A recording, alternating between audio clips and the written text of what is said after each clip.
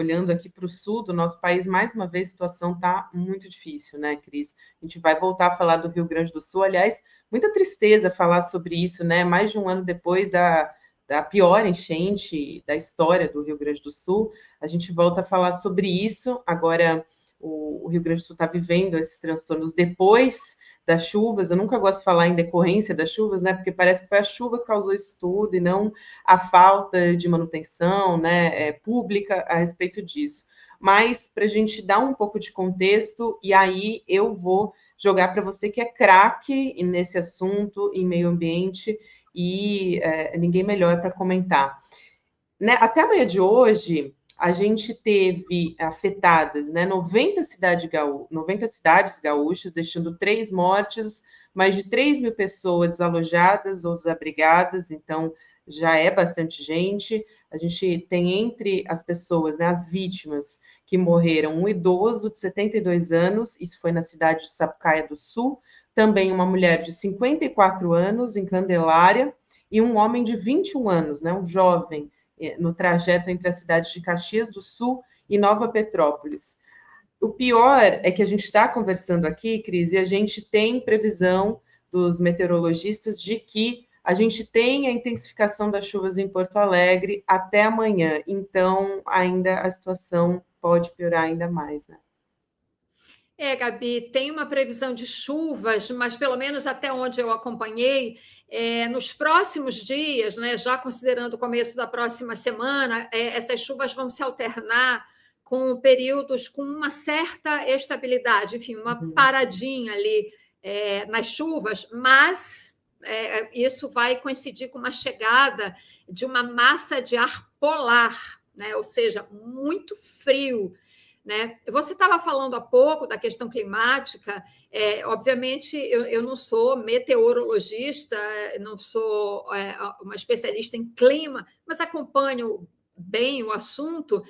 E eu lembro, no ano passado, durante aquela tragédia no Rio Grande do Sul, né, quase 200 mortos, até hoje tem pessoas, inclusive, desaparecidas, né, em consequência da tragédia do ano passado.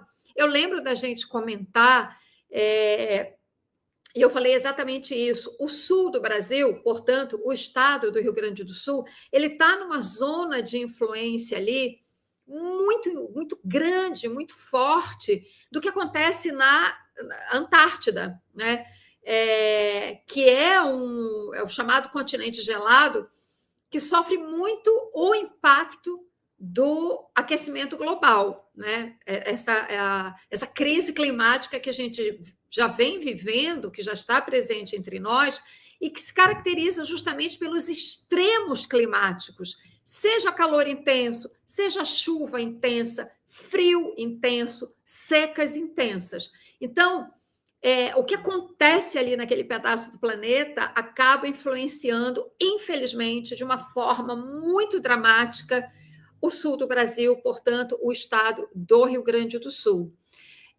Então, isso é uma coisa, se continuar esse fenômeno do aquecimento global, se ele continuar nessa intensidade, se os países, os governos, enfim, o mundo não for capaz de tomar medidas para desacelerar, né, esse aquecimento global ou para conter o aquecimento climático, infelizmente, parece que essa perspectiva aí, né, dessas enchentes, dessas chuvas intensas, melhor dizendo, no Rio Grande do Sul, né, talvez a gente, infelizmente, tenha que se acostumar a isso todos os anos. Então, isso é um fenômeno muito grave, muito sério, que não é possível que não chame a atenção das autoridades para que elas façam o que tem que ser feito. E isso falando de uma maneira mais geral. Agora, a gente tem que considerar também o que foi feito do ano passado para cá em termos de investimentos, Gabi, nessa região, que não foi pouca coisa. O governo federal